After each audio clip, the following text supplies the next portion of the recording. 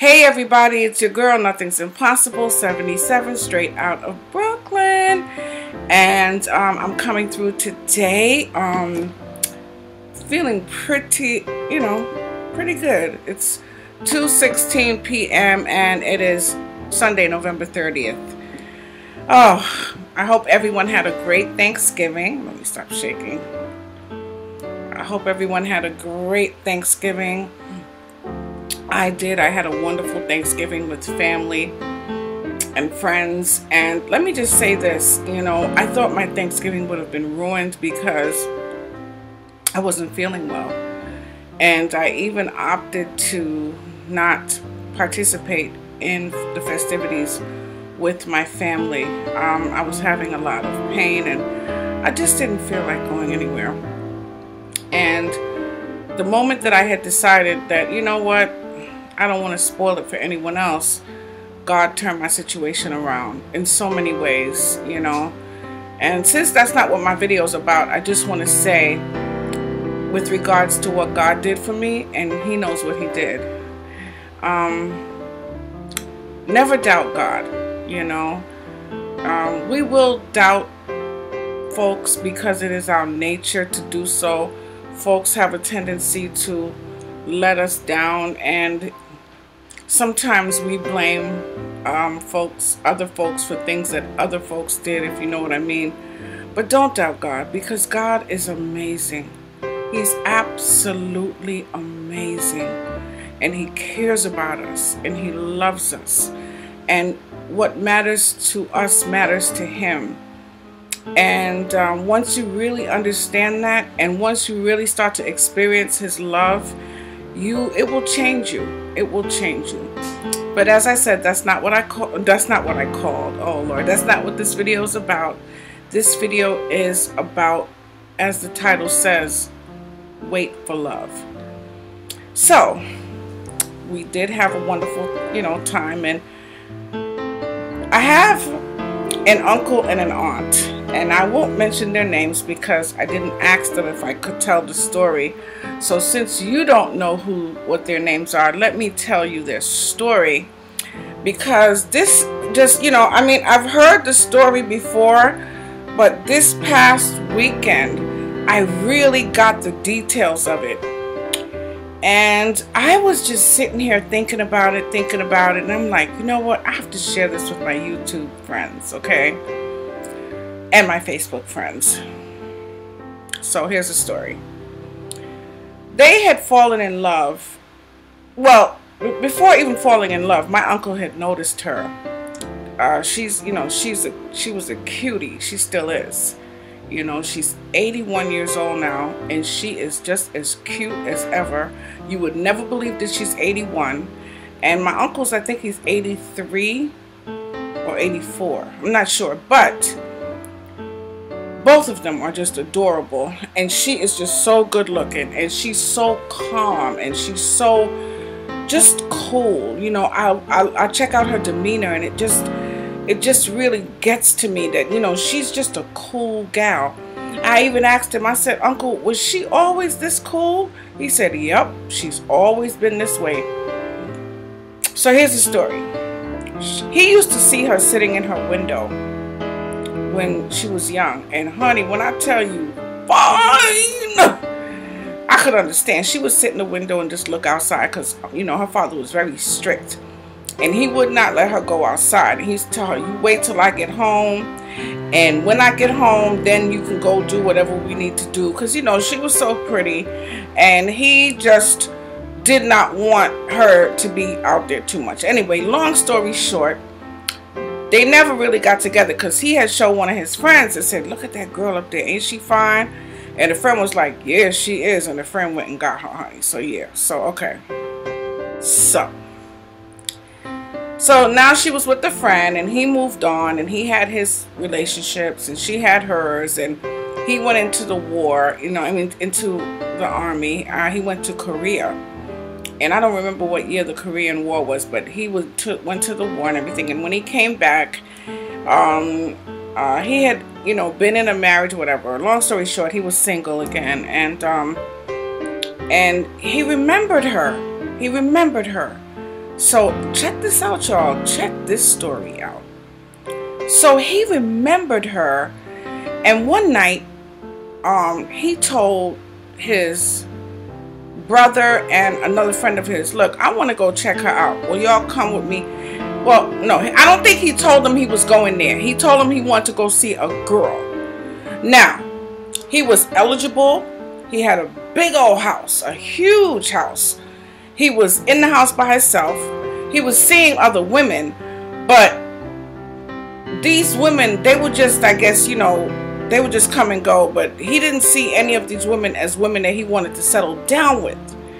So what he did was, he remembered her. Now, I just know this is all God.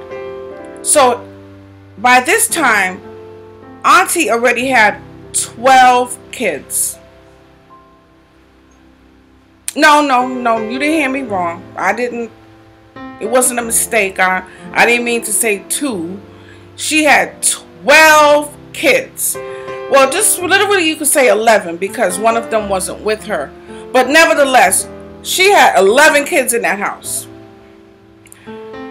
So he went to see her, and when he got there, he didn't tell his friends where he was going, and he didn't tell her he was coming. So he just shows up at her door, knocks on the door. She's like, one of the kids was like, hey mommy, somebody's here to see you. And she opened the door. She said, hey, what's up? What are you doing here? He said, oh, I'm just coming by to see you. You know, so-and-so told me that, you know, you was living over here and you had a whole bunch of kids, and I just want to see you. So she was like, yeah, I'm here. So he, you know, went in. She still looked good to him, okay? And his mother had always told him,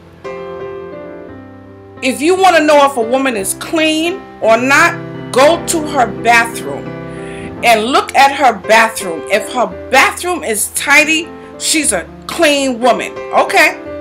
And this is not the first time I heard this, because a different cousin of mine told me that when he goes to women's homes, he goes and asks to use their bathroom, and he looks behind their toilet, because if behind the toilet is clean, because see, he said if a woman knows he's coming over, then she might just try to straighten up to make sure that, you know, the place is clean just because he's coming. But he said they don't usually clean behind the toilet if they're not clean, so he looks behind the toilet. Anyway, I digress, but this is just to show you how some men do, okay? So he said he was there with her for a while. She was still looking good. The kids were all clean. The house was clean. Everything was organized. And he said to her before he left, he said, can I use your bathroom? And she was like, sure. You know, he went to the bathroom. The bathroom was clean. That was it. That was the beginning. Then as time went by, they were dating, you know, and you know, and he was like, okay, all right, you know. And then after 6 months or so, he said, look, I got this big old house over here. And he said, it was like 7 bedrooms, 4 bedrooms downstairs, 3 bedrooms upstairs. He said, I have 4 kids, you have 11. Let's blend our families and get together. 43 years later, they are still together. And when I tell you that man loves her as much today as he did over 40 years ago, everybody who's watching this video and know who I'm speaking of, know that I'm telling you the God's honest truth. He loves her today, and she loves him as much as they did over 40-something years ago. And yes, they had bumps in the road. And yes, they had, you know, they had different things to happen and so forth. And yes, they met all kinds of circumstances and issues. But they're still together. They never left each other 43 years later. Now, I'm telling you, if a man can go and find a woman who has 11 kids, when all these other women were trying to get with him that probably didn't have any kids or didn't have as many kids.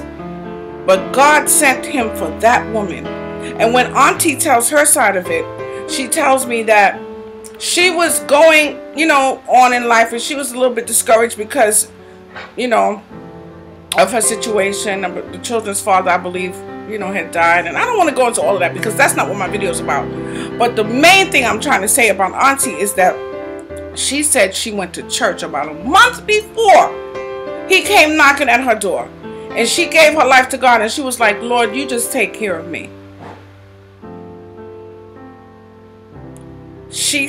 God sent her the most wonderful man.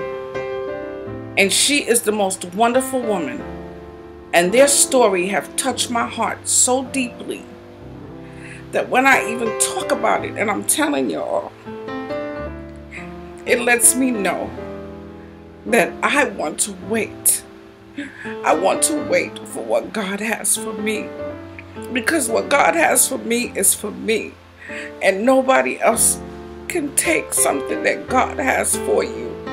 And if he could send a man all the way to Korea, to the war, and spare his life, and this man come home to find a woman with 12 kids, 11 of them living with her, I'm just here to say to somebody out there, and also to myself, hold on and just wait. And I'm not like saying that I'm waiting for someone, but it did encourage me that, because, sometimes I think to myself, what do I want? Because I'm so content, but if anyone does come in my life, they have to be sent by God. And this story just did so much for me. So Auntie and Uncle, if you see this video, I want you to know I love y'all so much. Not to mention my uncle's birthday is the same exact day as my husband's birthday. And my husband was that man that loved you. When he loved you for real. So the kind of love that Auntie's getting is the kind of love that I can be very familiar with. I just want to tell y'all that I love you so much and that you guys encourage me. And your story is such an inspiration. So that's what I came to say, guys. I hope this really touches someone as much as it touches me. Really, really blessed my heart, this story. Really did. And that's it, guys. If you're waiting for someone, if you're wondering if that someone will ever come, and you may be thinking, oh, I have too many kids, or oh, I don't have any kids, or oh, I'm not fat enough, or I'm not slim enough, or I'm too fat, or listen, a man, what's for you is for you. Bald with long hair, 2 kids or 12 kids, living in a room or in a big house. What God has for you is for you, and nobody else can get it because it's yours and your name is written on it. Take that today and let that encourage you, okay?